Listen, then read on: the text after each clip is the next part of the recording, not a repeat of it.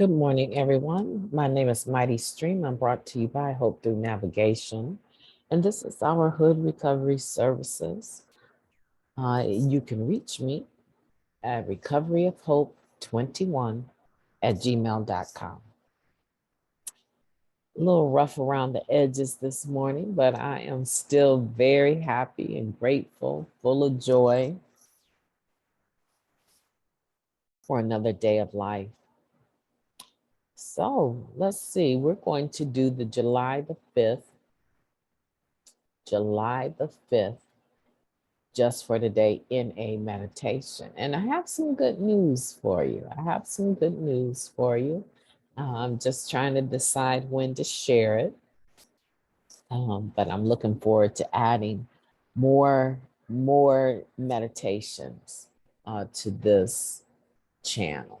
We're going to add some more meditations. By the end of the month, I will have some interviews that I've edited that will be added as well. And we're going to make this channel very robust. We want it to be robust with information regarding your recovery.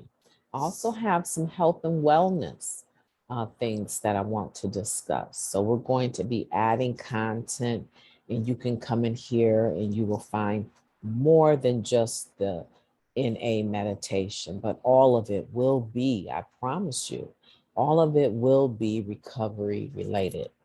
Now, I did catch a quick peek of the title, and I have to tell you, let me just go to it before I say anything else.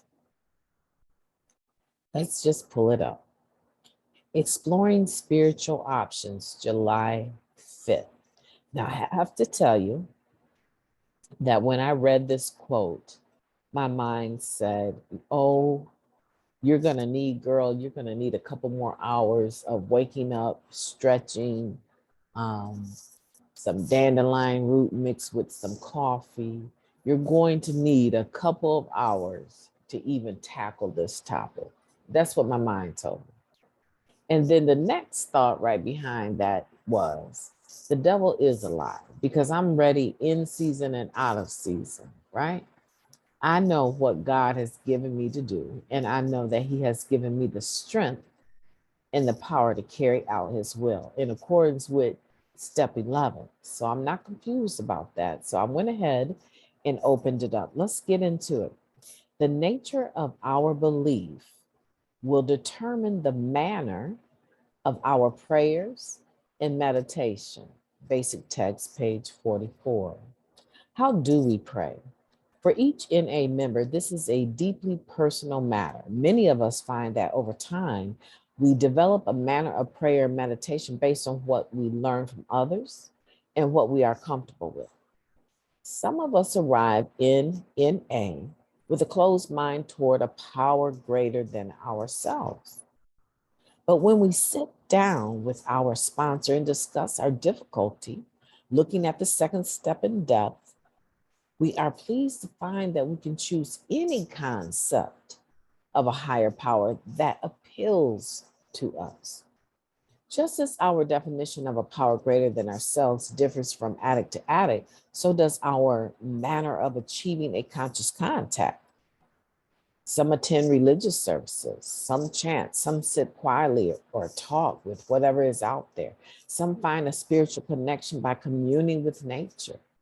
The right way to pray and meditate is whatever way helps us improve our conscious contact with our own higher power. Asking others how they found their spiritual guidance is always a good place to begin. Let me wet my throat a little bit. Okay. Reading literature before we enter periods of meditation can also help us. Many have gone before us on this search. As we seek spiritual growth, we can greatly benefit from their experience. Just for today, I will explore my options for improving my conscious contact with the God of my understanding. Wow, wow, wow. Let's do the Serenity Prayer. Let's take a moment of silence followed by the we version of the Serenity Prayer with this information in mind, okay? Moment of silence now.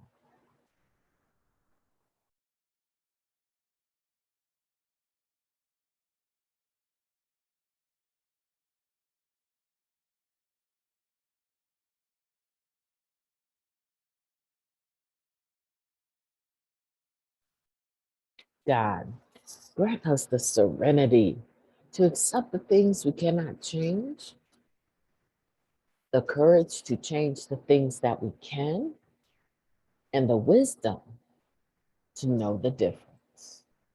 Just for today, please and thank you. You know, there's so much to unpack with this topic, but first, let me just say this. Let me just say this. The fact that our connection to a power greater than ourselves, our higher power, a God according to our own understanding,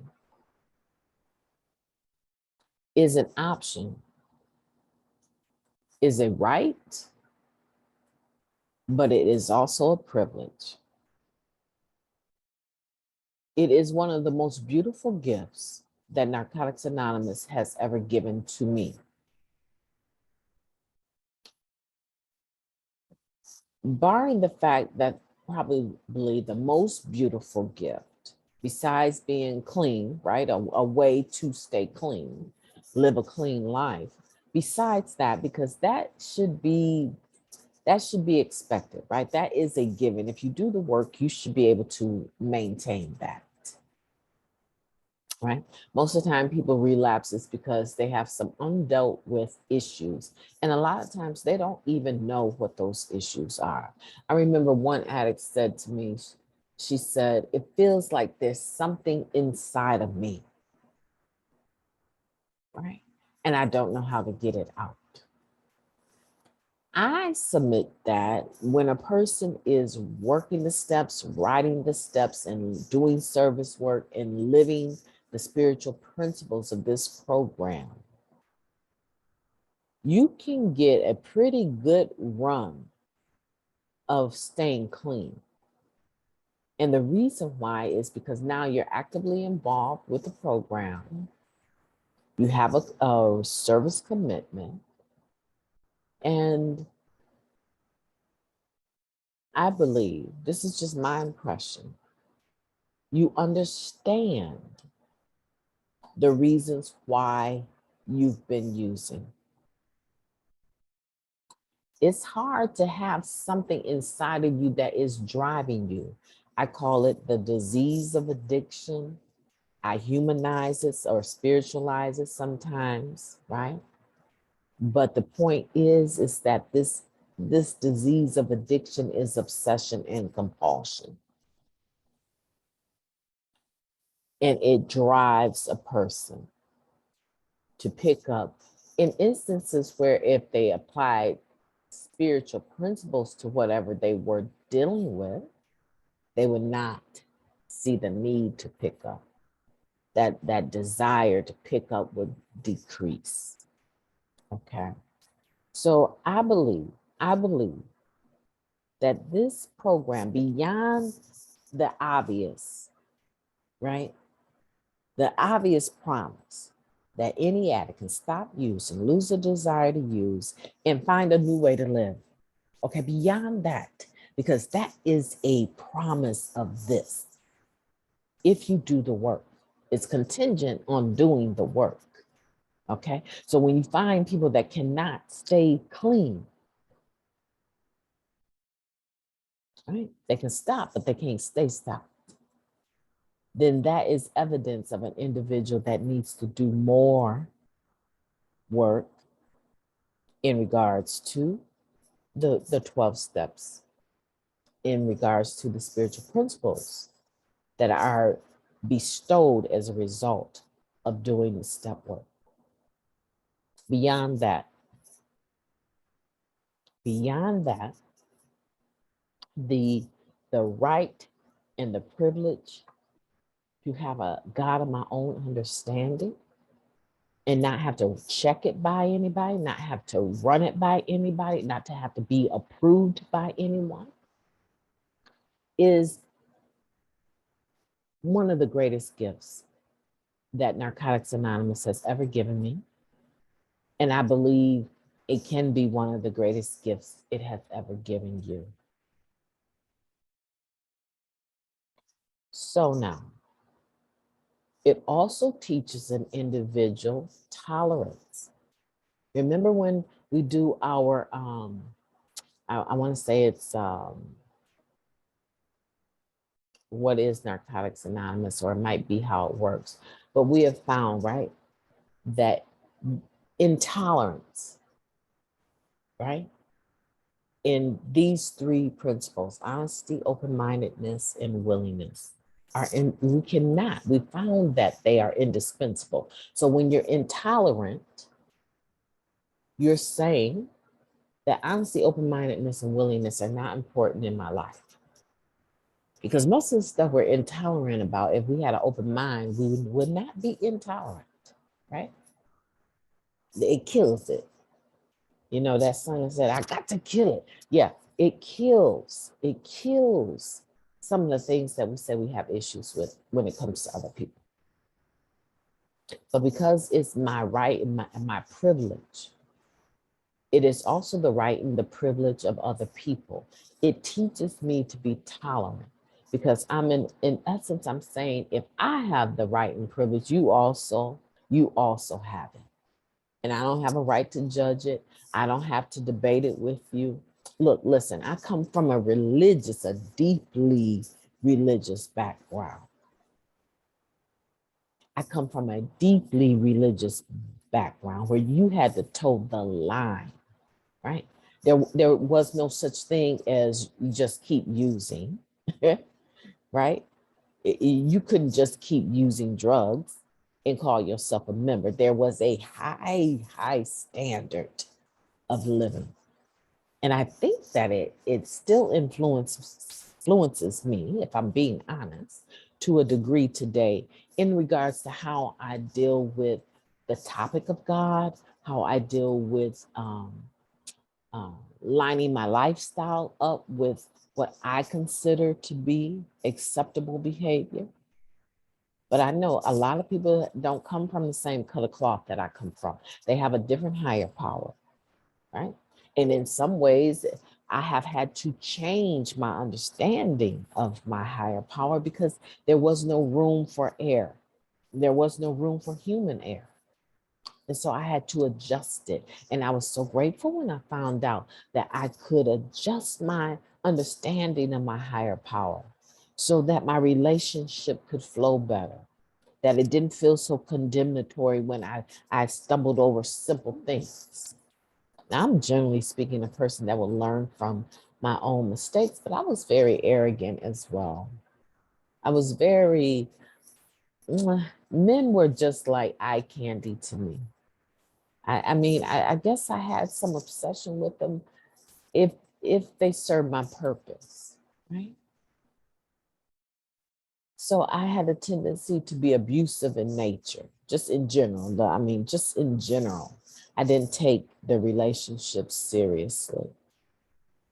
And a lot of them didn't deserve it anyway. But I'm just saying, I wasn't a type of person that, I think maybe there's been 2 or 3 men in my whole life that I loved so intently that the thought of not having them made me not want to live. There's only 2 or 3 that ever even came close to that. Okay. So the person that I became in Narcotics Anonymous started to reveal herself over a period of time. There were layers and layers and layers and layers and layers of dead skin that had to be shedded. But it had to be shedded after I understood it was no longer serving me any purpose. And it's the same thing with you. Okay, it's the same thing with you. Some of you are sitting there listening to this, thinking to yourself, what does this have to do with on topic? It has a lot to do. because you need to figure out your relationship with your higher power. You need to figure out that the way that you have a conscious contact with your higher power is up to you. If you go to church on Sunday, go to church. If you go to mosque, go to mosque. If you go to the Kingdom Hall, 3 days a week, do that. If you're Catholic and you do mass, do that. If you're a Buddhist and you want to chant and pray, do that. But even in the doing, listen to me, okay? Even in the doing of what you're choosing to do, remember that if it does not have evidence, of improving your life spiritually, meaning that you don't buckle every time a storm comes your way, meaning that you can deal with conflict in a manner that is healthy and beneficial for all the parties involved. Yesterday's reading, in a manner that when you present yourself to your family, you're the same person that you present yourself to out there when you're doing things, running around in errands. A lot of us are much more kind to strangers than we are with the very people we live with. Oh, because we think that, they're going to accept. They know me. They know how I am. They know how I'll cuss up in the storm, and then come Sunday, I'll be praying and fasting. They know how I am. Just because they know how you are doesn't mean that what you're doing and how you are is acceptable. Especially if you run around here talking about you have a relationship with your higher power, and you've got an understanding of who and what your higher power is, and you have a manner of showing adoration for your belief system. But you run around here like a filthy, dirty garbage can, but you're shiny on the outside. Nobody is listening to that. Come on now, let's keep it 100, right? Let's just keep it 100. Let's say, just for today, I need to explore my spiritual options. I need to understand what it is inside of me that is not allowing me to have the fruit of the relationship, the conscious contact with the God of my own understanding that I say I have. Now, if that's not you, you live a very clearly spiritual life, and you feel good about all your relationships with people, and you deal with conflict well because you're going to have conflict. If that's not you, then this isn't for you. Send this link to someone that you know is struggling with understanding that they can have a God of their own understanding that is loving and caring. That's all that I'm asking, is that you consider it. Is the higher power that you say you have, does that relationship bear fruit?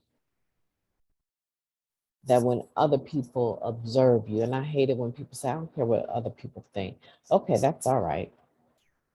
But generally speaking, we do sort of really have a concern about what other people think. It should not control us, but we should be concerned about our presentation as a productive member of society. And part of that is being a parent or living in a home with others, our significant other. When they interact with us, how do we leave them? Do they get a sense of well-being in our presence? Or are they like, I can't wait until she leaves? Or I can't wait for him to go to work. I can't stand him, right? Are they like that? Ask them. I dare you to ask the people in your home, how do they see you? How do they feel you are in relationship to them? I dare you. I triple decker dare you. I dare you. I dare you to ask the people that you live with, how do you see me? I want to know. I want to know. And then I dare you to ask a couple of your good friends, how do you think I'm doing? How do you see how I interact with the world, interact with society? They say, child, you angry all the time. I don't even really give it that much weight because you angry. Everything that come out of your mouth is cause. If they say something like that, you need to go deeper. You absolutely need to go deeper. Listen, listen. It's a beautiful day. I want to get some exercise in. My name is MightyStream, and I will be talking to you tomorrow. Have a beautiful day.